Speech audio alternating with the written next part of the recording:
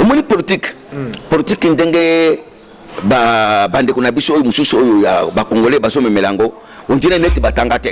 C'est pour toute la première fois na bato batanga mais bazali ko comprendre te. Mais baza ba docteur. Mais yango na pe kamata ki ba diplôme na bango hein. Yango na comprendre que avoir même des diplômes ils a dit payer insuffisant. Faut muto za na mayele ko te pa na nzana.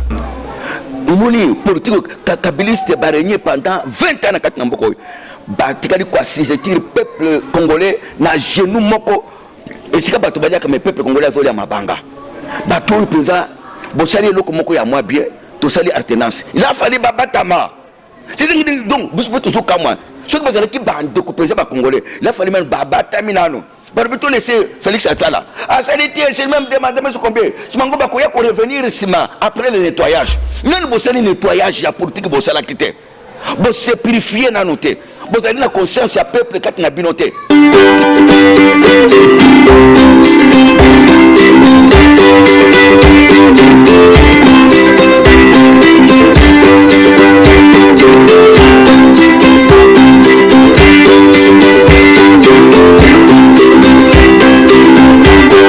Internautes, bienvenue sur notre chaîne Lelo Makambu TV. Donc je suis à la présentation de cette émission.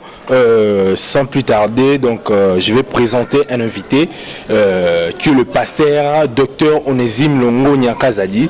Nyos Binoboebi Alekaka. Alors la vérité où est claire.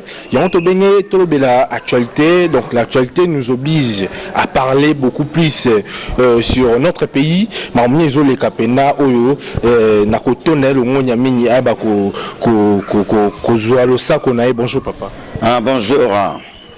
Bienvenue papa Onésime, docteur Onésime Kazadi Longonia. Tikete nzambe apambola yo, prantina na ko bengi sanga na kati na émission na bino, prantina ko yeba ko lobabo solo na kati na émission moneno e batunyo ba osela. Voilà 100% Bosolo et le bilango docteur Kazadi Onésime. Bosolo toujours trouver la vérité sur vérité, donc rien va nous empêcher à parler toujours de la vérité. Oyo pasteur Onésime. Déconfiner biso yo monyango. Non, la première des choses le président Yemoko alekaki le obi la télévision passer le discours na yeprante na koyeba ko déconfiner. Tous allez avant tout remercier parce que yemoto akamata décision penazela ya mais malade ils ont continué. Malade des alliés. Avant tout, tout ça se prenait pourquoi parce que le corps a déconfiné, ça dit que ba mesure ya kamataki prendre na ko suspendre avant tout ba kilite. Na oyo a zongel su prendre na ko eba pour libérer encore ba kilite. Pour engager vraiment c'est vraiment très important pour entrer dans le Kambango. Na c'est prendre na yango. Yo au monité que non ezali ko pesape moi mo boulou o to ki lelo mercredi oyo ba kaya Covid-19 mati. Yo monyango negeni. Omoni eloko moko na ngina baboye na vie le prof il ne faut pas être un négligent muto ya zala kana négligent hein nsambe pe alinga ka bangote balobi te ke maladie sili maladie ezali ko continuer mais rôle na biso ezali ndenge nini il faut totikala na kati na observation ya ba mesure barrière où ezali ko terme na pote maladie wana yeba ndenge na ko se généraliser d'une manière ou d'une autre hein wana peza ils allaient penser et le comment mutu akoki ko telemele yango te mais il faut que to sepela ka pona ngai pour ouverture même bato bakeba maladie ezali parce que ce que c'est maseki maladie wana yo ezali ko kango na sango parce que comme na kati na libota na yote mais mukole ko kota na kati na libota na yote va regretter yo mona na ana kati ya RDC oui nazali na témoignage moko passer moko to sana ya bela ki maladie wana penza ba bikisa kiye nazali kolanda mpena ba télévision nazali komona bato bazali kobela pe ba musu bazali kokufa nazali komona bato bazali kobela pe ba musu bazali kobika ngamoko nazali komona na télévision. Voilà docteur Onésime a confirmé que non malade des ali tout se protéger donc toujours à mesure de prudence pour se protéger pour être vie ezara moko donc ceux qui to kufi mobulu to pasteur Onésime tout toujours continuer et tant que bino bobasai na nzambe boki nouvelle wana que non ba déconfiner penda mais babi les 15 de béguise kozonga mais ba privilégié ba o etali ba bar bino etant que ba sai na nzambe le mot que non ils ont négligence to sabotage non ngana ringna baboye bon pour entrer na question yo na kolimbola par rapport à Nandenge, Bassan Nzam sous Basari Kolimbolate, mais parce que question, il y a des questions tout à fait politiques. Voilà. Vous comprenez? Le cola, les politiciens, va trouver bon que bandana nous na bar nini ti biso comme ba les 15 pour n'engager vraiment nazari comme on a un problème tout concours bien de ce qui aime Dieu et ça n'a pas malheur monsieur yo kanisa ki ke ezali mabe menso quand ya ki pona tena na commettre yo en garde to pona tena ko sauver yo moi eza sabotage ezali sabotage te wana ezali ba mesure ndenge politique monela ki basala bongo na ko lobelo komoko soki to tali pona likambo tali nguma voilà ezala babar basala kangoma lokola église te basala kangote parce que l'église c'est chaque mardi chaque mercredi vendredi basali ko 5 bateau bile pesa bateau plus que 85% ya bateau basala kanakati na église bon soki balobaki non bapandana no na babiloko ya mike bongo yo ya biso nde c'est la très importante to ya ko koma na ba les 15 wana pona je trouve ça que c'est normal. C'est normal. Ah, oui. Docteur Onésime Abi, c'est normal. Habiter les lots, bâtir, singana, norotonne, non, azolo bara, azolo bara, ning, azomonara, mais non, tout le monde a la vérité. Docteur Onésime Azaïko, avant émission, le big non, rien que la vérité. Donc, docteur Onésime, toujours continuer. Madagascar, 7000 cas, où ils ont confirmé. Bisso Awa. 14 KO d'Aïe Mathieu, 7, c'est 14 de l'eau mercredi.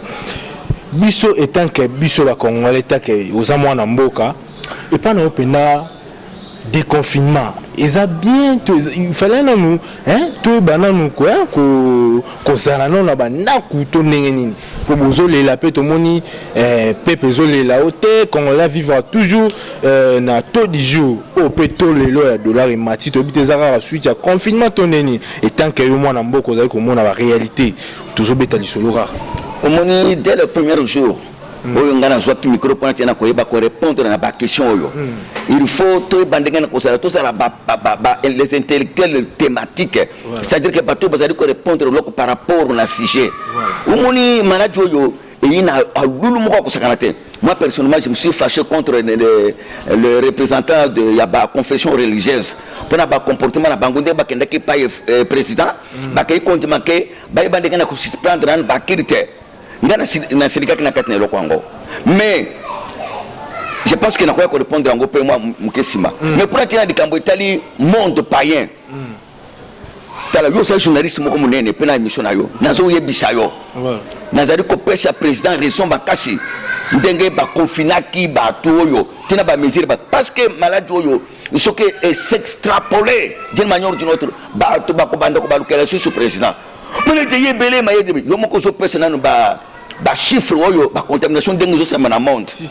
Vous comprenez? Mais c'est très très énorme.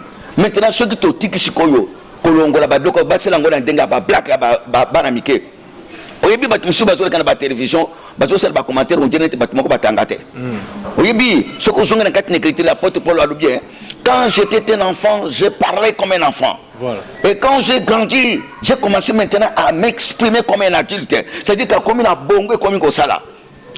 Au malade moko ebande musika batulokolo ba américain ba chinois ba français économie na bango za la kadikolo il le regrette jusqu'alors hein ba trouble ya ba malade bongo epana biso ko za ndingini yango ngana zali ko pesa na merci na gouvernement ndinga ba confinaki na liboso po ba bandinga na ko za na maîtrise ko na malade oyo au Congolais peuple congolais yo kakate c'est un peuple petit dans le monde hein Congolais va petit Congolais lingaka komona likambo soke komeli yeboye parce que c'est que le gouvernement congolais a congolais font mon yango or si c'est mon ya style oyo je joue boya ki yango devant Thomas alors bete ça na kondimo oyo ya ko confirmer ka ko mona te il faut on dit manano eloko mais tirazambe a so lokumu parce que dengue to ya contamination je na kati na mboka na biso ndeko nanga soki to sala ki di bota na nzambe te et puis omoni na zo boye makamba ko comparer peuple congolais na ba mabota nyo ce sont des musulmans et loko moko ba yebi na makamba nzambe za te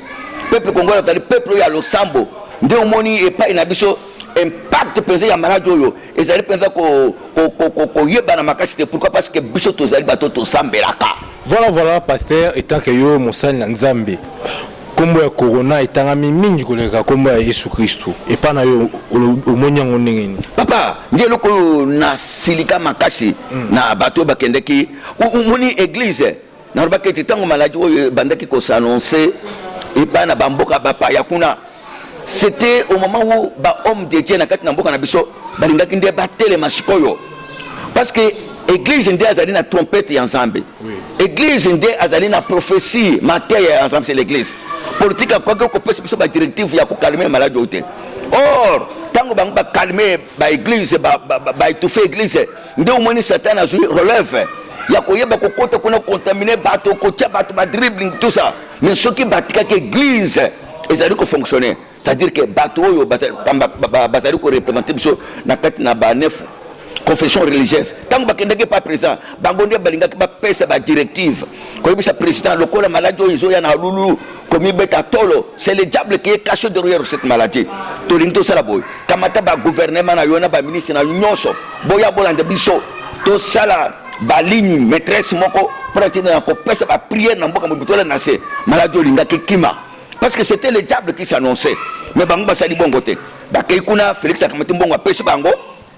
Et les lots, aux hommes maintenant comment le Seigneur les a. Mbongo, eza ba neuf parties wala to eza ka bato ya l'église de réveil. Oui, ba représentant. Ba église de réveil nem bozo. Oui, église de réveil mon côté bolanda ki soni ka futate.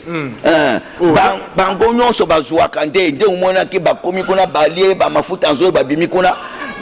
Ba nganyo na nambe. Ezo mweta. Ba yiko yose biso donc posambela te. Yoko ko suspendre nzambe te tango bango ba rubi biso to sambela te nde ba pesa ki Satan lotomo ay ba denga na korenye mais kasi lokola ba pesi zela okomana maladie iko kita pesa parce que ba prière ndenge ko yana moto moko ko sakana te et je pense que même président yemo ko sipla non bato ba ndiro ke en erreur. Voilà, tu es toujours kokende, pasteur. Yo au moment où déconfinement, au moment où gêne, na distraction, tout et au moment où tu bénis na concentration, il y a vie de société. Question je tout n'engage question ya éducation. Oui. Comment tant que ba jeune wana donc. Tant que papa. Umoni éducation ou takananda quoi. Même dans la classe, même dans l'église, l'éducation est où tu as déjà ce que moi déjà bien éduqué à partir il y a des parents naïe ce que y a une classe à côté sa maître ce que y a une église à côté sa pasteur ce que y a une association éducation parce que à côté ça les rwanda mutoyo azali côté ça yende à cause la épargner au moins une intoxication oui ezali ko engendrer ba chèque oyo hein ezali problème ya éducation. Mutu soki na nozo éducation te ata opesi ba conseil kitoka koyoka na ete nazo pesa ndakisho moni mwana mwasi oyo na no abota te so ba yebisi etala kozwa zemite akoyoka te ba yebisi etala soko oboti okoka ko supporter mo akoyoka te kaka soki ba pesi zemi aboti ndako miko to satoli wana yako akosala suste akamsiko na mwana moko wana te akokende suste pourquoi parce que ayiko mona maintenant souffrance il ne faut pas accepter ba toli na kati na ba conséquences yoka toli soki likambo ezalité donc makambo ya jeunesse na pedu no jeunesse oyo akozala bien éduqué akokangama na ye na makambo yango bakoyo bakoyoka toli ya ba parents ya ba pasteur na kati na école bakozala conserver et puis maladie kobeta bango te. Voilà, pas pasteur, stratégie au besoin étant que bino ba pasteur na déconfinement ou bokumba biso nene tant que bino biso bandimi na bino. Très bien. Na kat na déconfinement oyo ngana zana ko commission impôt na ndimete soki déjà to bandi déjà makamba ko sambela. Bana na bandimi na biso ba ko sala bien protéger parce que aussi longtemps que ba ko tikala libanda kuna ba ko sala na bango eloko mokote. Papa, j'ai cette expérience là. Tant que tu es là, tu na kati na mangomba wa. Tu votes une connaissance bakoka kutu moi le sango pensate. Mais quand on bâtit bango na banda kwana, mais tout ce sont des mécanismes toujours pensa très efficaces pour être ko maîtriser maintenant ba wonyo so balingi ko sauter le kola bambolo kwana to ko maîtriser bango avec la parole de Dieu. Oui, ezali na ngoya et je pense qu'avec l'église des ouvertures des églises qui ne kokota pe président ya mboka ko sala na kati na kimia ko sepela pour komona ke ya so pensa mubulu pensa ko kita makasi. Voilà, tu l'as dit, docteur Kazadi Onésime. Alors tu peux éclaircir au pena opinion, tout qui est bavinae, pas pasteur, les choses sont toujours continuer. Na marambo italira code de confinement au Baucho déconfiné, de Baucho déconfiné ville province de Kinshasa et puis toute la République démocratique du Congo. Pas pasteur, moi conseil pour na jeune, moi conseil des sociétés pour na bateau union surtout oyo ba ko tambola sans se protéger parce que ça bientôt il faut se protéger to mi battre la pour te éviter na nyango za la maladie scientifiquement parlant. Tango maladie bandaki bateau yo bazali na connaissance makasi na niveau ya ba médecine ba prévoir biso ba mesure barrière. Balobi, il faut, même s'il s'agit de s'éternuer, il faut que ça de l'ango awa. Il faut ça la kangawa. Parce que, au ça a déjà possédé la maladie, et au ko contaminé baninga na yo, ceux qui ont couché na maboko. Balobi, to la ta nani, ba kashne, pote, et bandega na ko servir biso. Balobi, to garder ba distance. Il faut se distancier. Ce sont des mesures où bâtir pour te tuer bandé na ko se préserver na kati na continuer mission na malade oyo. Ce qui moi no ya botosi, muto ya ta papa to mwana oyo ya yokaka à conserver ba décision gouvernementale na kati na ba discipline oyo. Je pense que malade wana et vous allez un peu musika fruit. C'est de la même manière que nous pouvons reconnaître un homme de Dieu oyo benga mi na Nzambe to ko yeba ye na ba fruit na ye. Voilà, on a une distraction, il y a des chimiques, il y a la télévision, il y a des enfants, il y a des côtés, il y a des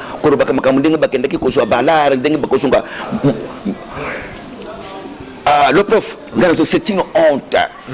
Honte, parce que l'œuvre de l'éternel, tout est la tort, que Bissot a passé que c'est disqualifié dans le niveau de païen. Vous comprenez? Bissot a bien na le courso ya misoloté pour passer dans un métaux, il y a que papa tout ça là. C'est-à-dire Zambé na misoloté, montumoko na mukilo ya gazali risque de kanzamba azalité. Parce que mukandana Zambé lobete, l'or et l'argent appartient à l'éternel. Il y a des mutosali créateurs, na ba minerai nyonso na mabele, ba cuivre, ba pétrole, ba cobalt, ba or, ba diamant, bloco nyonso uta na Zambé, ezala kayaye. Mais ce que nous sommes dans Zambé, azali ko la télévision, azali ko loba makambo ya bambongo. Donc, tellement même elobeli na bango. Azol ba teke Nzambe mutapesi biso mbongo. Azol ba mutu ya mokeli apesi yembongo bazoko wela bambongo uta pa bat. Omoni, ezana eloko moko na yo pe kutu ata soki ngana pesi réponse te. Mais yo moko zomona maintenant que niveau ya mutu ya azol ba biloko oyo. Yo moko ko tie pe place ya azali hein. Ngana ko présenter autre tozali na banyama. Tozali na ba les incirconcis, tozali na ba circoncis. Yo tia ye place nini adali. Voilà. Nabi ki na banda ku bo sepeli merbela de London na zai ko tala, azai ko sepela bon guérison na yo. J'ai toujours ko continuer. Papa Onésime to continuer mke na politique. To moni awa président Missi Bordonnance oyo to moni premier ministre CPT yo moni omoni eloko ya liboso il faut toyeba omoni politique ndenge bandeko na biso oyo mususu oyo ya bakongolais bazomemelango on dirait neti batanga te. C'est pour toute la première fois na mona bato batanga mais bazali ko comprendre te. Mais baza ba docteur. Mais yango na pe kamata ki ba diplôme na bango hein. Yango na comprendre que avoir même des diplômes et ça dépend insuffisant. Faut muto za na mayele ko te pa na Nzambe. Président a sali ba ordonnance wana pour kamata biloko ko pesa na kolia na ndako na yete.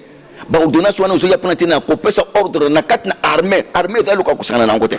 Et puis yende muto sali na kat na domaine wana yende muto sali chef suprême ya armée pe na police. Vous comprenez? Yende mutu ce qui kambo salami bakotuna ndeye bakotuna premier ministre. Vous comprenez? Bakotuna yende mutu sali titulaire bikolo. Ce qui a moni maintenant que asala ba permutation. Oui bi luko comme ça na permutation. Et puis ce que to songi na kat na armée ba général nyonso wana na tango to sali na tango to bango ba ta FCC ko. Ba ta FCC ba général wo. Mais ça indique pour être na bonne gouvernance ndé to yikondima bango tango to moni changement ba komi ba congolais. Liboso ba sala na ba congolais te. Vous allez pas kabiliste. Mais la coalition mais pour le moment ce qui Félix Akamati a permis bango a permis bango oyo ba dobi vanta na kuna muke et okoya pe ko songela na ngonga nango. Où est le problème? Et puis c'est étonnant parce que yo premier ministre au moni papa ou ya biso premier ministre ngana na so comprendre yete tango à côté que abande ko le papa moko ya mayele nzo kande pesa toujours regretter pour le moment. Oui, biloko ya atinda muto ba biko nani porte parole ya premier ministre aya ko répondre biloko ya président Sali to mona kankana katina mboko. Voilà.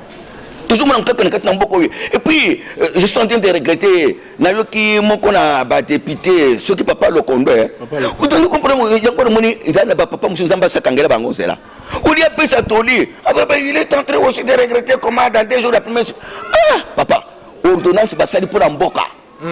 Donc il a fallu même que le premier ministre ce qui est-ce que président pour ça le loco a que le premier ministre a écouté mais ça c'est cause ngamayele ata botangi ndengene ça est loco mususu boutique yango eleki mais je suis en train de regretter le comportement du premier ministre peut-être que oui la deuxième phase c'est bloqué mais pour la biso toujours c'est qu'il faut en tout cas faut démissionner. Mais moi je comprends bien docteur Onésime ils en a na relation izobala na shooté entre FCC na cash yo monyo neni etant que tu le pe bato FCC bato wana baza ba païen bato FCC na cash sont des païens sauf Félix Ndié Moutazo Sambela a chrétien bango nyoso baza ba païen un païen même ce que saleli ebola mundengeni a côté ka ko accepter yango te solution ezaneni ba dissoudre parlement. Oui pour ngai pendenge peuple congolais azo senga il faut tout dissoudre parlement parce qu'ils ne font rien du tout. Depuis la démocratie et pas une chose mal définie. Démocratie. Démocratie, c'est la loi des majorités. Et ce qui est donc c'est-à-dire que vous n'avez pas majorité, si je tire par rapport à ma sentiment, vous n'avez pas majorité. Depuis le Parlement, on est côté. Tout le monde a besoin de majorité, majorité, majorité. Et donc, je vais vous depuis la donc il faut pas dissoudre yango. Tu vas comprendre. Papa, étant que vous avez commenté que non système où la FCC a joué, et le système a embrouillé l'adversaire. Mais ce qui est dans la qui kabiliste, on a peut-être dans le bangon démocrate tellement trangai. Moni politique kabiliste barré pendant 20 ans na kat namboko. Batikali quoi si je tire peuple congolais na genou moko.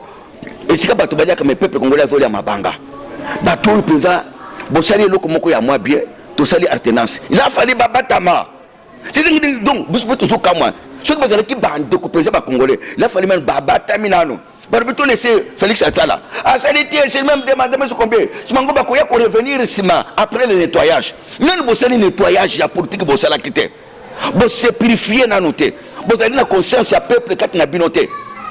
Mais il y a des gens qui ont été bosonga. Tellement comme deux ça, banque bakasi. Nous sommes tous les banques peuple congolais. Il y a des gens qui fait système de baso ça le boy. Félix c'est un problème et parce que na cadre ceux qui ont FCC à l'obino à sa candidature au Canada le pas parce que les gens ont triché mais ba ko les candidats parce que mbemba zaliwana katumba zaliwana fayulu ba onyoso Félix ba onyoso zaliwana banque ba ko les candidats c'est impossible parce que pour le moment même ceux qui battent FCC ba pouvoir ba c'est le peuple a connu makakate. Il faut ça et loko na tang batwa so lingayo ceux qui montent zo boya yo ata o sali madame dengwa kunyi manekate d'où ils sont en train de passer le temps pour rien na zo pesa ban conseil ceux qui passent les présidents congolais il a fallu batika tala ba président américain net président Kabila sali mandat na ye accueilli il a fallu même abunga nanu est-ce que tala ba président américain ceux qui ba memeye kana route ba ke o déposer na mboka na yesili atikimboka bango balingo tikamboka te et passer si bien après si il s'est moqué bien. Alors biboye, tala eleko kabola ki Lot na Abraham. Ezali ki bango bazaki conflicté, ezali ki débat toi misala.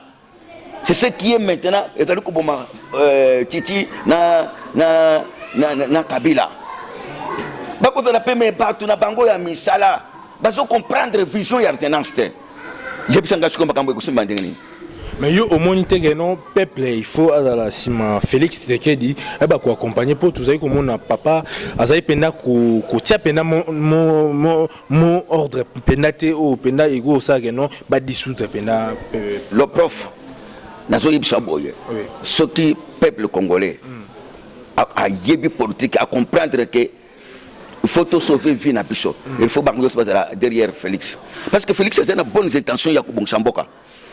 Mais bino moko bo mituna freinage ozali ko wuta wapi oya malade oya nani la pandémie wana ezali universelle tokoki koyango te yango mpe mais oya bato bango moko banani bazali kombuye mais bango bazali na kati na commune na politique les politiciens bapoliticien nde bazokosala makambo mais baza na baparti faut kosita te pour le moment bango moko bayebi ndenge base bipolarisé baoyo ya ngambo kuna bato ya fese bazolinga na bango te ke nani Félix a gagné asala mosala bazolinga te donc c'est connu que tout le monde bazolinga te wana ile kaka bomba te bazolinga na bango te. Voilà, voilà, vous étiez nombreux en train de nous suivre sur notre chaîne Lelo Makambu TV. Papa Pasteur Onésime Kazadi-Longonia, votre dernier mot sur cette émission. Nazo Sengana Pande Konabiso, il y a FCC. Ce sont des techniciens dans tous les domaines. Sauf que les techniciens sont en train de mboka. Nazo Senga Bango, Batia Mai na Bafe na Bango, Batika Mukonji, Asala Moussala, Bango Pe Bakotanga Makona Nakati. Ils sont nombreux. Gouvernement Bango, Parlement c'est Bango. Mais où est le Bango? Gouvernement c'est Bango. Mais ceux qui quand c'est pas le Baba congolais, Basala Malamu, Batika Mukonji a travaillé, Mboka Kende Bosso. Voilà, voilà, Bozaki Yako Sepela, parce qu'un pasteur, un docteur qui parle bien, qui connaît bien notre pays, de la RDC démocratique du Congo. C'était bien moi, le prof. J'étais à la belle présentation de cette émission. J'espère que vous étiez nombreux en train de nous suivre sur notre chaîne Lelo Makambu TV. N'hésitez pas à liker, n'hésitez pas à commenter, n'hésitez pas à vous abonner massivement si vous aimez cette émission. Quant à moi, je vous dis bye.